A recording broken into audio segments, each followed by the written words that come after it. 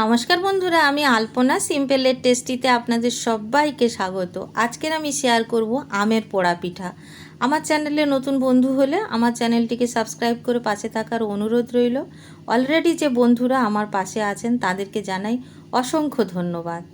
পোড়া পিঠা বানাবার জন্য এখানে আমি নিয়ে নেব আতপ চাল। ভিজিয়ে রেখেছিলাম 1 কাপ। সারা রাত চালটা আমি ভিজিয়ে নিয়েছি। সকালবেলা আমি আপনাদের দেখাচ্ছি চালটা এরকম ফুলে গেছে। আর এখন আমি আতপ চালটা সরিয়ে রেখে এখন সেদ্ধ চাল দেখাবো। এখানে সেদ্ধ চালও আমি 1 কাপ ভিজিয়ে রেখেছিলাম, সকালবেলায় আপনাদের দেখাচ্ছি। আর এই চালগুলো সব জল ঝরিয়ে নেব। চালগুলো এইভাবে স্ট্রেনারে জল ঝরিয়ে নিয়েছি। আর আমি আপনাদের দেখাচ্ছি যে কিভাবে চালগুলো শুকিয়ে নিতে হবে। আর চালগুলো ভালো করে জল ছড়িয়ে নিতে হবে। একইভাবে দু রকম চাল দুটো জায়গায় আমি এইভাবে শুকিয়ে নেব। একটা প্লেটের ওপরে বা থালার ওপরে একটা কটনের কাপড় দিয়ে এইভাবে শুকিয়ে নিতে হবে। আমি অল্প পরিমাণে করছি তাই প্লেটের ওপরে হয়ে যাচ্ছে। আপনারা চাইলে বড় একটা জায়গাতে আপনারা শুকিয়ে নিতে পারেন, বড় থালার উপরে দিয়েও করে নিতে পারেন।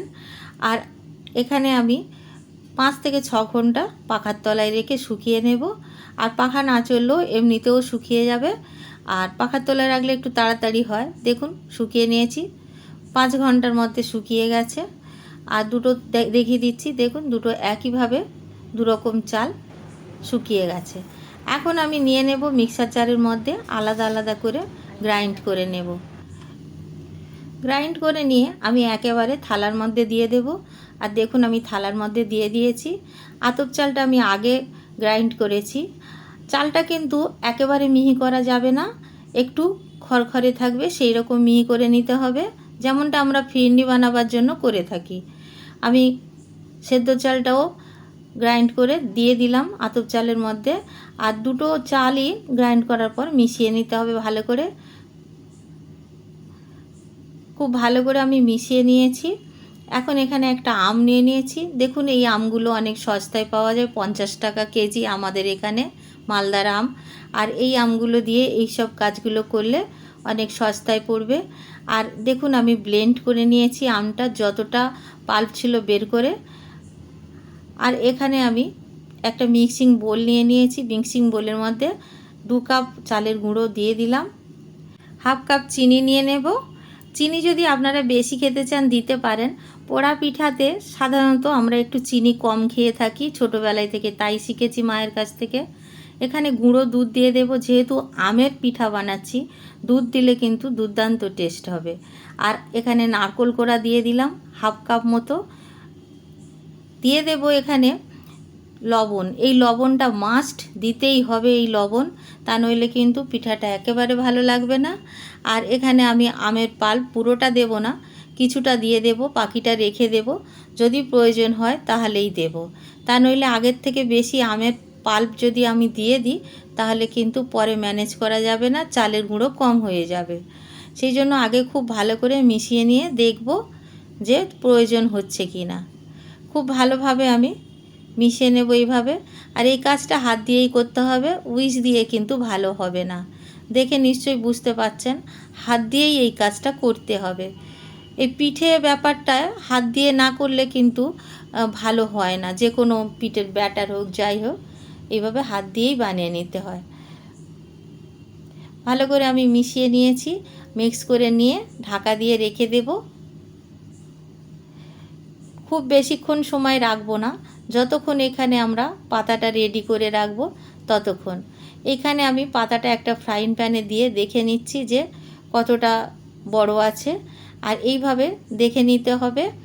আর তলাতে আমি একটু ফাটা ছেঁড়া যে পাতাগুলো ভালো নয় সেগুলো দিয়ে দেব। কেন কি বেশি করে তলাতে পাতা দিলে তাহলে কী হবে, পিঠাগুলো বেশি পুড়ে যাবে না। একটা পাতা দিয়ে কিন্তু কাজ চলবে না, তলার দিকে একটু বেশি করে পাতা দিতে হবে। সেজন্য আমি ছেঁড়া ফাটা যে পাতাগুলো থাকবে এগুলো বাদ না দিয়ে তলার দিকে দিয়ে দিলাম। আর এখন আমি একটা ভালো পাতা এইভাবে দিয়ে দেব। আমি আরও পাতা দেব, বেশি করে পাতা দিলে পিঠাটা কিন্তু ভালো হবে। দেখুন আমি আর একটা পাতা দিয়ে দিলাম। আর এই পাতাগুলো কিন্তু ধুয়ে মুছে আগের থেকে শুকিয়ে রাখতে হবে, সেটাই বলতে আমি ভুলে গিয়েছিলাম। আর আমি সেইভাবে করে রেখেছি। এখন একটু তেল দিয়ে দেব। এইভাবে একটু তেল যদি আমরা অল্প করে মাখিয়ে দিই তাহলে কী হবে, পরে পিঠাটা ছাড়াতে সুবিধা হবে, তা নইলে কিন্তু কলা পাতাটা একদম এঁটে যাবে পিঠার গায়ে, তখন অসুবিধা হবে। যে পাতাটা ঢাকা দেবো আমি সেই পাতাটাও একটুখানি তেল লাগিয়ে নিলাম। এখন আমি দেখব ব্যাটারটা কতটা ফুলে গেছে। এখন চিনি ভালো মতো গলেও গেছে। আমি এখন দিয়ে দেব হাফ চা চামচ বেকিং পাউডার আর দিয়ে দেব কোয়ার্টার চামচ বেকিং সোডা। এটা চামচটা আমাদের চায়ের চামচের মাপ ছিল, আর তার থেকে বেশি দেওয়ার প্রয়োজন নেই। আর আপনাদের কাছে যদি না থাকে তাহলে দেবেন না। এই বেকিং সোডা আর বেকিং পাউডার দিলে অনেকটা কিন্তু নরম বেশি হয় আর ফ্লাফি মতো হয় ভিতরটা, কেকের মতো। সেজন্য আমি একটু ব্যবহার করে থাকি, কিন্তু দেওয়ার কোনো প্রয়োজন হয় না। আমার মায়েরা কিন্তু এসব দিতেন না। আর এইভাবে যেভাবে আমি পিঠা বানাচ্ছি এটা কিন্তু আমার মায়ের কাছ থেকে শেখা। আগেও আমি তালের পোড়া পিঠা আপনাদের সঙ্গে শেয়ার করেছি গ্যাসের চুলাতে, দারুণ হয়েছিল। আর এখন আমি আম দিয়ে আপনাদের সঙ্গে শেয়ার করছি। আম দিয়েও খুবই ভালো পোড়া পিঠা হয়। আপনারা হয়তো খাননি, কিন্তু খুবই ভালো হয়, খুবই সুস্বাদু হয়। এইভাবে আমি সবটা পাতার মধ্যে দিয়ে দিয়ে ব্যাটারটাকে সমান করে দিয়েছি। আর কিছুটা বাদাম আর কিছুটা কিশমিশ দিয়ে দেব।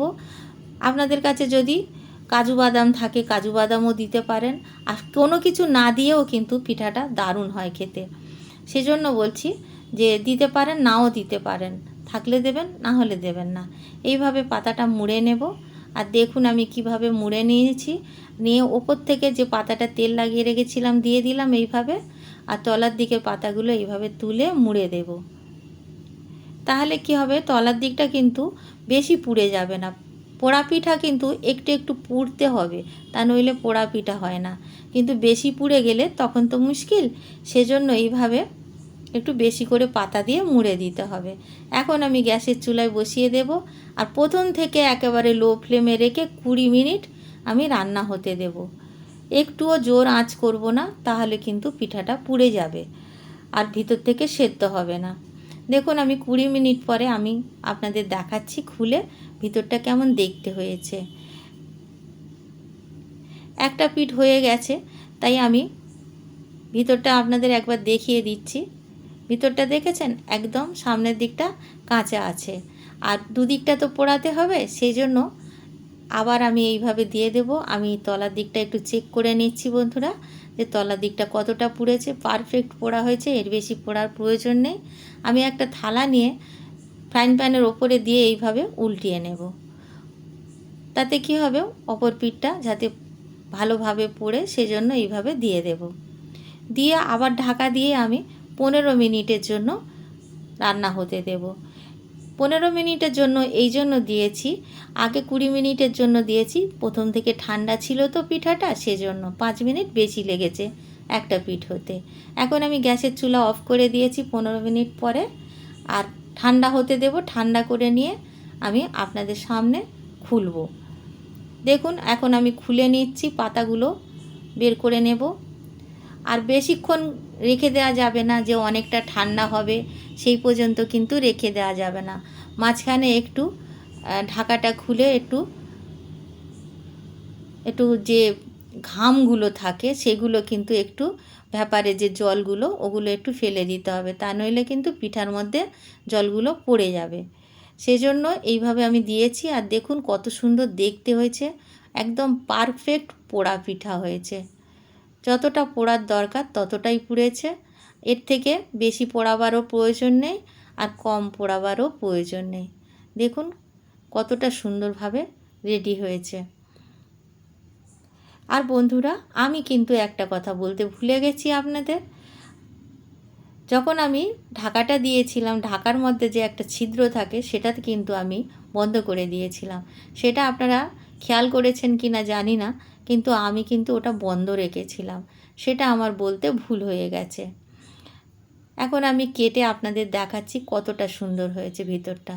দেখুন প্রত্যেকটা পিঠা কিন্তু খুব সুন্দর হয়েছে।